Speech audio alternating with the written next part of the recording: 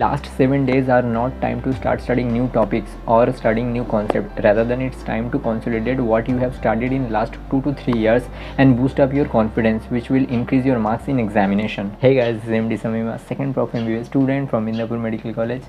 First of all, I would like to say sorry to all of you for not being active in YouTube due to my professional examination. Now my all examinations are over and now I'm totally free to help you all in all aspect. So if you have any query, you can tell me via Instagram, via YouTube comment. I will try my best to help you all. Let's start with the video. If you still scoring 450, 460 or 500 in mock test and you are thinking about taking drop, मुझसे नहीं हो पाएगा, you are depressed. So let me tell you one thing. If you still scoring around 400, still you can crack NEET 2023. Let me tell you about myself. I used to score around 460, 470. I never crossed 500 in Allen mock test. But still, I cracked NEET 2020 with 580 marks and got admission in Midnapur Medical College. So if I can, you can also increase your marks in last days and got selection in Government Medical College.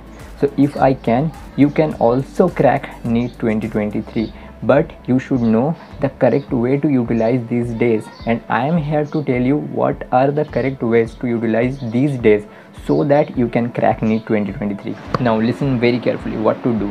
The first thing, revise what you have studied in your whole preparation journey in last 2 to 3 years, and till date what you have studied, revise all the thing very rapidly. अभी वो time नहीं है कि कोई एक नया concept उठाया, YouTube से एक वीडियो देखा, अरे भाई ये कॉन्सेप्ट है ऐसे करना होगा, उतना टाइम नहीं है. जो आपने साल भर पढ़ा है उसी को रैपिड मोड में रिवीजन करके जाओ, उसी से क्वेश्चन आएगा. बिलीव मी, उसी से क्वेश्चन आएगा. न्यू कोई टॉपिक उठाने का ज़रूरत नहीं है. ऑलराइट भाई, फ़ैन ऑफ करके वीडियो शूट कर रहा हूँ, एक लाइक तो बनता है ना, क्योंकि फ़ैन ऑन करने से नॉइज़ आ जाता है.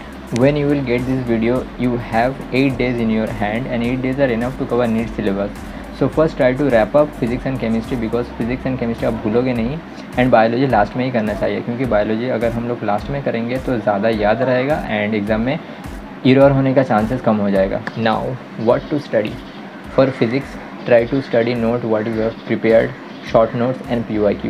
अगर आप पहले से NCERT पढ़ के रखे हो या सॉल्व एग्जाम्पल करके रखे हो तो एक बार देख लेना, अदरवाइज़ फिजिक्स में NCERT उतना ज़रूरी नहीं है. Now talking about chemistry. Chemistry के लिए पहले फिजिकल केमिस्ट्री की बात करते हैं. फिजिकल केमिस्ट्री के लिए NCERT उतना इंपॉर्टेंट नहीं है. Notes, short notes, PYQ. For inorganic chemistry NCERT is very important. Each and every line of NCERT for inorganic chemistry is important. तो NCERT को अच्छे से पढ़ लेना. Then notes, short notes, PYQ. And organic chemistry के लिए भी NCERT बहुत इंपॉर्टेंट हो जाता है, specially name reaction and last के जो चैप्टर्स है polymers, chemistry in everyday life, biomolecules, वो अच्छे से पढ़ लेना. मतलब केमिस्ट्री में NCERT इंपॉर्टेंट है for organic and inorganic. Physical के लिए नोट्स, ठीक है.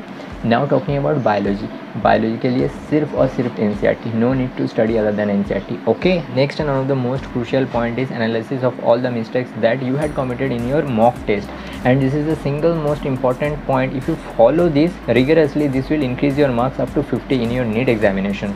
Next point is take breaks during your study sessions to avoid burnout, eat healthy, sleep well to maintain your focus and energy level. And lastly मैं एक ही बात कहना चाहता हूँ कि अब क्रूशियल टाइम आ चुका है. अब कॉन्फिडेंस लूज़ करने का कोई मतलब नहीं होता है. देखो 18 लाख स्टूडेंट फॉर्म भरेगा, लेकिन सिलेक्शन कुछ ही स्टूडेंट्स का होगा जो अपने नर्व्स को कंट्रोल करना जानते हैं, जो कॉन्फिडेंस लूज़ नहीं करते, जो अपने एबिलिटीज़, अपने प्रिपरेशन के ऊपर विश्वास रखते हैं, वही स्टूडेंट का सिलेक्शन होगा. तो प्लीज़ कॉन्फिडेंस मत लूज़ कीजिए. जो आपने पढ़ा है उसी से क्वेश्चन आएगा. सिर्फ आपको पैनिक नहीं करना है, स्ट्रेस नहीं लेना है, फोड़ के आना है. देखो लास्ट तक आते आते सबका कॉन्फिडेंस हिलता है, सबका कॉन्फिडेंस डाउन होता है, सेल्फ डाउट आता है, स्ट्रेस आता है. मतलब आप नॉर्मल हो. अगर आपका प्रिपरेशन लेवल एकदम ज़ीरो होता तो कोई स्ट्रेस नहीं होता. स्ट्रेस आ रहा है मतलब आपने प्रिपरेशन किया है, आप एक डिज़र्विंग कैंडिडेट हो सिलेक्शन लेने के लिए. तो प्लीज़ थोड़ा अपने आप को रिलैक्स करने की कोशिश कीजिए. मुझे पता है कि थोड़ा टफ है अपने आप को रिलैक्स करना, स्ट्रेस से बाहर आना थोड़ा मुश्किल है, लेकिन आपको कंट्रोल करना होगा सिलेक्शन लेने के लिए. मैंने भी किया है, आपको भी करना होगा. सिलेक्शन आपको लेना होगा. Lastly, stay positive, keep a positive attitude in yourself, try to keep calm and compose till the examination, and remember you have prepared well for this examination. And किसी से अपना प्रिपरेशन डिस्कस करने की कोई ज़रूरत नहीं है. Try to show them your result, not your preparation level. And I am here to help you. If you have any query, any doubt, any support, any kind of mental support, I am here to help you, and I know you will rock in examination. All the best.